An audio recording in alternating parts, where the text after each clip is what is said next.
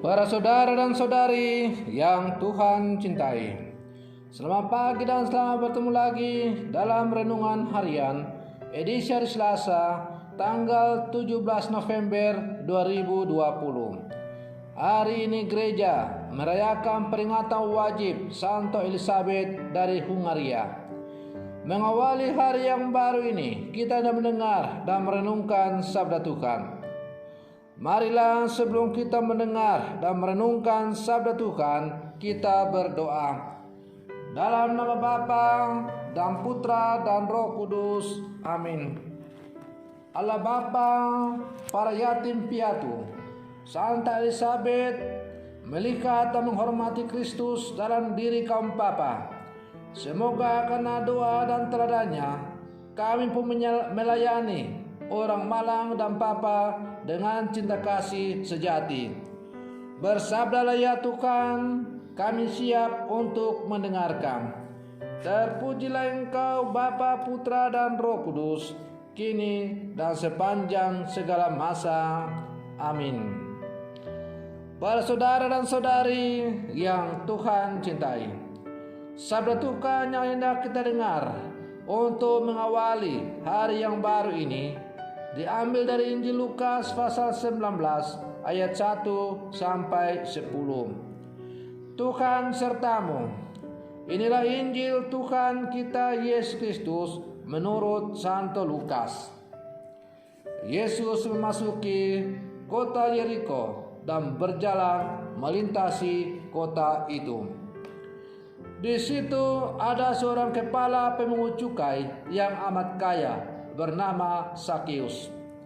Ia berusaha melihat orang apakah itu Yesus, tetapi tidak berhasil karena orang banyak dan ia berbadan pendek. Maka berlarilah ia mendahului orang banyak, lalu memanjat pohon ara untuk melihat Yesus yang akan lewat di situ. Ketika Yesus sampai ke tempat itu, ia melihat ke atas dan berkata, "Sakeus, segeralah turun. Hari ini aku mau menumpang di rumahmu." Sakeus segera turun dan menerima Yesus dengan sukacita. Tetapi semua orang yang melihat hal itu bersungut-sungut katanya, "Ia menumpang di rumah orang berdosa." Tetapi Sakeus berdiri dan berkata kepada Tuhan, "Tuhan, separuh dari milikku akan kuberikan kepada orang miskin, dan sekiranya ada sesuatu yang kuperas dari seseorang, akan kembalikan 4 kali lipat." Kata Yesus kepadanya, "Hari ini telah terjadi keselamatan atas rumah ini, karena orang ini pun anak Abraham. Anak manusia memang datang untuk mencari dan menyelamatkan yang hilang." Demikianlah Injil Tuhan. Para saudara dan saudari yang Tuhan cintai, segala sesuatu yang ada di dunia ini akan berubah. Bahkan dapat dikatakan manusia membutuhkan perubahan dan pembaharuan dari waktu ke waktu untuk mendapatkan yang terbaik. Maka ada pepatah yang mengatakan, kalau mau membangun hidup yang lebih baik, maka harus berani membongkar dan mulai membangun lagi. Setiap produk selalu berubah pada masa tertentu. Perubahan dibutuhkan untuk mendapatkan hasil yang semakin terbaik. Para saudara dan saudari yang Tuhan cintai, manusia juga berada dalam dinamika perubahan. Setiap fase kehidupan manusia selalu ditandai dengan perkembangan dan perubahan.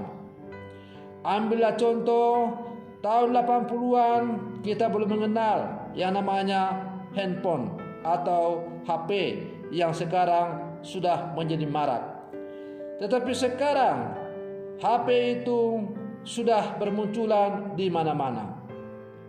Hal-hal buruk dalam kehidupan yang membutuhkan hal-hal buruk dalam kehidupan perlu juga untuk perubahan, supaya manusia menuju kepada hal yang lebih baik. Perubahan yang mendasar berasal dari kemauan dari dalam hati setiap orang. Kemauan untuk berubah juga menjadi langkah kuat untuk bertobat dan hidup secara benar menurut sabda dan kehendak Allah. Para saudara dan saudari yang Tuhan cintai, dalam hidup berkomunitas dan hidup berkeluarga dibutuhkan keberanian untuk mengatakan yang benar secara terbuka kepada saudara, sahabat, maupun anggota keluarga yang salah dalam bersikap. Mengatakan secara jujur dengan niat yang tulus untuk sebuah perbaikan dan perubahan juga merupakan ekspresi kasih persaudaraan. Para saudara dan saudari yang Tuhan cintai, Sakeus sebagaimana yang kita dengar dalam bacaan Injil hari ini, seorang kepala pemungut cukai juga membutuhkan perubahan dalam hidupnya. Karena ia mau berubah, maka dia berjuang untuk menjumpai Yesus. Perjumpaan dengan Yesus telah mengubah hidupnya. Ia tidak menyerah dengan keterbatasan badannya yang pendek. Karena keinginannya begitu kuat untuk mengalami perubahan yang akan dibawa oleh Yesus dalam hidupnya, maka ia berjuang dengan segala macam cara agar ia dapat melihat secara langsung siapakah Yesus, sang tokoh idolanya itu. Badannya yang pendek tidak menjadi kendala. Ia mencari jalan lain dengan memanjat pohon. Ia berjuang dengan sekuat tenaga agar dapat bertemu langsung dengan Yesus. Ia yang semula hanya ingin melihat Yesus, pada akhirnya bertemu dan menerima kehadiran Yesus sebagai tamu terhormat di dalam dirinya. Sakeus tidak peduli apa kata orang tentang dirinya. Ia rela merendahkan dirinya untuk menerima Yesus di dalam rumahnya, karena ia menyadari bahwa dia itu adalah orang berdosa. Dan karena itu, ketika para pemungut cukai, ketika para orang-orang Farisi, ahli Taurat bersungut-sungut mengapa Yesus menerima Sakeus orang berdosa di dalam rumahnya, Sakeus malah berdiri dan berkata bahwa dia akan mengembalikan segala sesuatu yang ia ambil dari sesamanya. Dan sekiranya ia memeras sesuatu dari seseorang, maka ia akan mengembalikan 4 kali lipat. Para saudara dan saudari yang Tuhan cintai, Sakeus mengalami perubahan setelah bertemu dengan Yesus. Bagaimana dengan kita sebagai murid-murid Yesus yang hidup di zaman sekarang?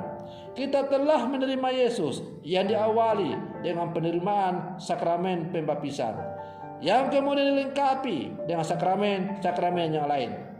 Mungkin kita rajin membaca sabda Tuhan. Mungkin kita rajin mengikuti kegiatan-kegiatan Kombas. Mungkin kita rajin mengikuti misa harian atau misa pada hari Minggu. Mungkin kita rajin mengikuti kegiatan-kegiatan gerejani seperti KOR dan lain-lain. Tetapi pertanyaannya sekarang adalah, apakah perjumpaan kita dengan Yesus melalui kegiatan-kegiatan itu sungguh telah membawa perubahan dalam hati kita? Ataukah kegiatan-kegiatan itu hanya kita lakukan sebagai sebatas rutinitas belaka? Seharusnya dengan perjumpaan kita yang sesering mungkin dengan Yesus itu seharusnya membawa perubahan dalam seluruh kehidupan kita. Maka marilah dalam kehidupan kita terus berjuang untuk mengubah hidup kita oleh karena perjumpaan pribadi kita dengan Tuhan. Semoga dari hari ke hari kita semakin hidup, berubah dan terarah kepada Tuhan. Semoga demikian. Selamat pagi. Tuhan Yesus memberkati.